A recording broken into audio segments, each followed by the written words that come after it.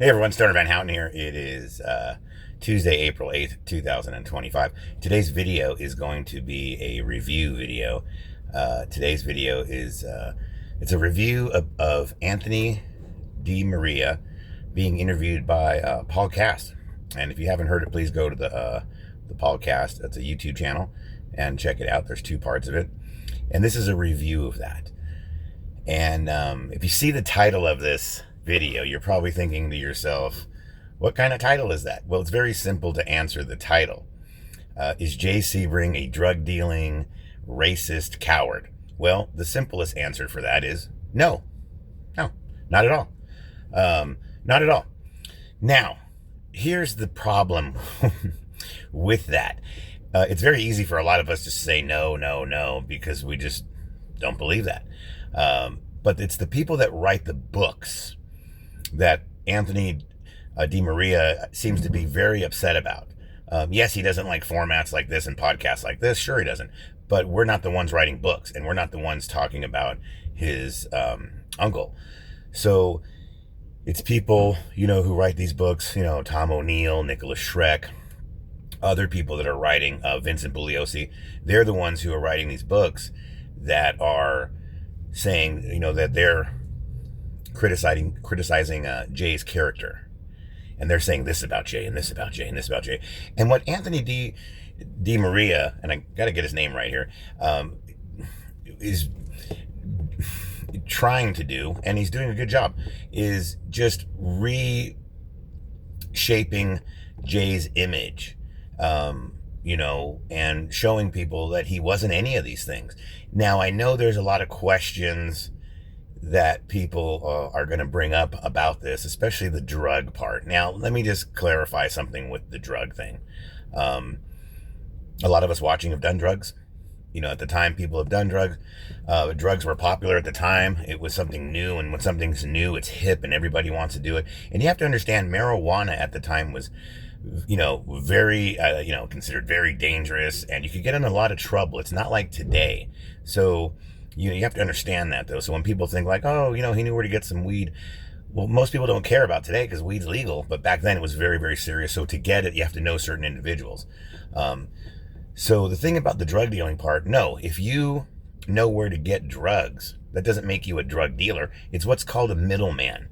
Now, you're not a drug dealer, but you know where to get the drugs. And this is evident in Jay Sebring's documentary, Cutting to the Truth. Every one of his friends admitted, Jay, you can get me some LSD. Jay said, I can get you some LSD. Now, if Jay's saying I can get you some LSD, that doesn't make him a drug dealer. That just means he has connections, which is what they used in the interview. And, he's got connections to New York, to the Rat Pack. So obviously, if he can have connections to that, why couldn't he have connections to somebody who just was selling some grass? Now, if you think about it for 1 second, it's not that big a deal. If Jay never was killed, nobody would criticize his way of living. Oh, he smoked some grass. Oh, he was a womanizer. Oh, he was this, he was that. You wouldn't care if you found out he did things later, or he was having sex with minors, whatever. I'm just saying, if he never gets killed, you'd never question his character. But since he was murdered, I understand, they're trying to make the victims look, and they are, as innocent as possible. And they were, but everybody does a little something on the side. Whether you smoke some grass, a little cocaine at a party, who cares? No one's going to criticize you for that. No one's going to care, especially if you don't die. No one cares. Oh my God, if Sharon never gets killed and Jay never gets killed, and then you find out later they were doing cocaine, and you wouldn't care. It doesn't matter. But because now that they're dead, it seems like, well, we can't say that they did anything wrong, and they were good people. They were very good people. But hey, man, everybody does a little something, and it's okay. There's nothing wrong with that. So I understand Anthony, DiMaria is, trying to convince everybody, and he's doing a good job of Jay's character. Now, Jay wasn't a drug dealer, but he just knew where to get drugs. Okay, there's nothing wrong with that. It doesn't make you a drug dealer. It's called a middleman. Let's call it what it is. Okay, was he a racist? No. He had Amos, the black guy, living with him and stuff. He wasn't racist. Was he a coward? No.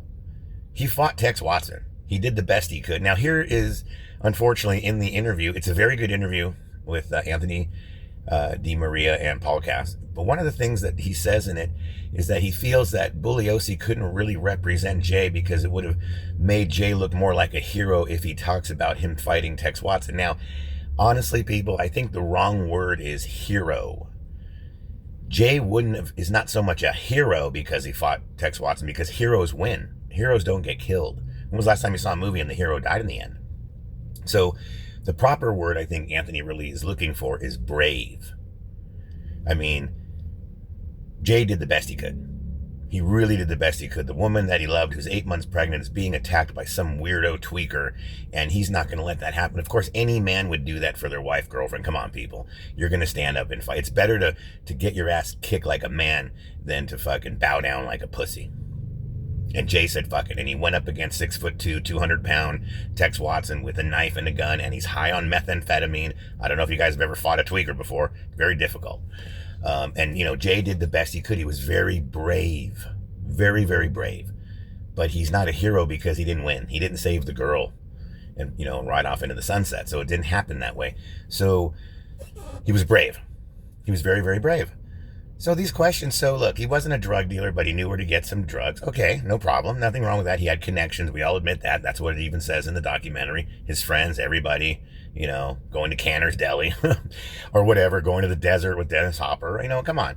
So wasn't a drug dealer, wasn't a racist. He wasn't a coward. And the only people that are saying this bad about Jay are the authors of these books. It's not me. It's not Brian Davis. It's not Paul Cass. It's not, Twilight Garage with David Rogerson. It's not Michael Channels. Now, it looks more like, to me, a little bit more of the authors of books. And you guys know who you are, you authors of all these books. And I promote these books. So that's who really is saying this and who's criticizing Jay's character. I've never said that on my show. I don't talk about the victims. The thing about it is that, yes, 8 people and a baby were killed. What people have been trying to figure out for 56 years is just why, because nobody believes Helter Skelter. Nobody believes the blacks were going to rise up and take over and then hand the reins back over to the Manson family who were hiding in the desert in a hole. Really? Come on. You really going to believe that? I mean, that just sounds so ridiculous. Why didn't it already happen? Why didn't it happen with George Floyd? Why didn't it happen with Rodney King? Like, why hasn't it happened already then? But in the 60s, it was so easy for the blacks to rise up and take over. Look, come on. There's more to this. Now, we know that drugs and money get people in trouble. So I think this is one of the reasons why some authors, Shrek, are going in that direction, whereas George Stimson and Anthony DiMaria seems to really believe in more George Stimson's theory of Goodbye Helter Skelter, the copycat killings. So the interview with Anthony DiMaria and Paul Cass is very, very good. And Anthony makes some really good points. He doesn't believe Bugliosi. He doesn't like Tom O'Neill, even though Tom O'Neill does prove that the Bugliosi theory is wrong. He doesn't believe Manson was a hippie cult leader. He doesn't believe that Manson influenced them to do anything. They were stone cold killers on their own. And he also believes by them saying that he was a hippie cult leader controlling them, it gives them an advantage to parole, because they can say, well, we were under control of Manson, but now all these years later, we're rehabilitated and we're good and we got our high school diploma, so we should go free. And it's happened before. Leslie Van Houten's been free. Steve Grogan's gone free. Lynette Fromey's gone free. So they do release Manson family members. So Anthony DiMaria made a lot of great points in there from his perspective on how he feels. I understand he hates shows like this, and that's fine.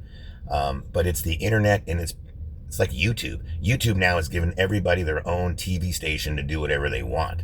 And that's why there's a lot of this stuff out there. So look, people, let's go ahead and listen to the interview with Paul Cass, Anthony DiMaria. I gotta keep remembering his name. You can feel his pain. You can feel that hurt. You can feel, 56 years of just this on his family every single day. I get it. But unfortunately, this is the sad part here, is nothing really is going to be done about it, because the internet is just, it's too big. It's too much. The media blew it up, and then the internet took it over. And now YouTube is just, everybody's got their own TV station now. So they're always going to be talking about this. And not just this, all these different, cases out here, true crime cases, whether it's the Manson family, Scott Peterson, whoever, OJ, I mean, whatever. You know, they're going to be talking about everything all the time on YouTube. So, with that said, very simple. Jay Sebring wasn't a drug dealer, but he knew where to get drugs. He wasn't a racist because he had Amos living there. And he wasn't a coward because he fought Tex Watson, but he wasn't a hero because he didn't win. He was very brave, though. Very, very brave. So there you go. All right, Stoner Van Houten here. Just clarifying some stuff. Check out the interview with Paul Cass. We'll put the link in the bottom of the video here so you can check it out. Hope you enjoyed this video.